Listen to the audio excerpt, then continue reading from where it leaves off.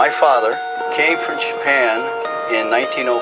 He was 15 when he immigrated from Japan. He worked until he was able to actually build a store. Let me tell you a story in the form of a dream. I don't know why I have to tell it, but I know what it means. Close your eyes, just picture the scene as I paint it for you. It was World War II when this man named Kenji woke up. Ken was not a soldier. He was just a man with a family who owned a store in LA. That day, he crawled out of bed like he always did, bacon and eggs with wife and kids. He lived on the second floor of a little store he ran. He moved to LA from Japan, they called him immigrant. In Japanese, he'd say he was called Issei. That meant first generation in the United States, when everybody was afraid of the Germans, afraid of the Japs, but most of all afraid of a homeland attack. And that morning, when Ken went out on the doormat, his world went black, cause right there, front page news, 3 weeks before 1942, Pearl Harbor's been bombed and the Japs are coming. Pictures of soldiers dying and running. Ken knew what it would lead to, just like he guessed. The president said the evil Japanese in our home country would be locked away. They gave Ken a couple of days to get his whole life packed in 2 bags.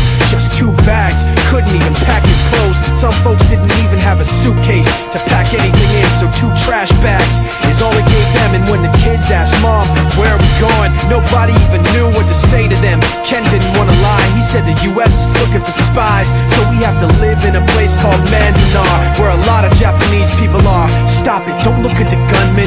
You don't want to get the soldiers wondering if you're gonna run or not, cause if you run then you might get shot.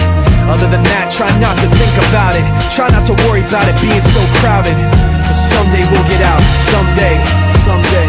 As soon as war broke out, the FBI came and they just come to the house and you have to come. All the Japanese have to go. They took Mr. Need and people couldn't understand why they had to take him, because he's just innocent laborer. So now they're in a town with soldiers surrounding them. Every day, every night, look down at them. From watchtowers up on the wall, Ken couldn't really hate them at all.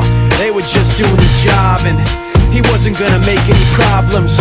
He had a little garden, vegetables and fruits that he gave to the troops in a basket his wife made. But in the back of his mind, he wanted his family's life saved.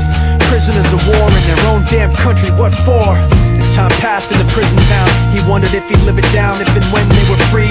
The only way out was joining the army, and supposedly some men went out for the army, signed on, and ended up flying to Japan with a bomb. That 15-kiloton blast put an end to the war pretty fast. 2 cities were blown to bits. The end of the war came quick, and Ken got out, big hopes of a normal life with his kids and his wife. But then they got back to their home, and what they saw made him feel so alone. These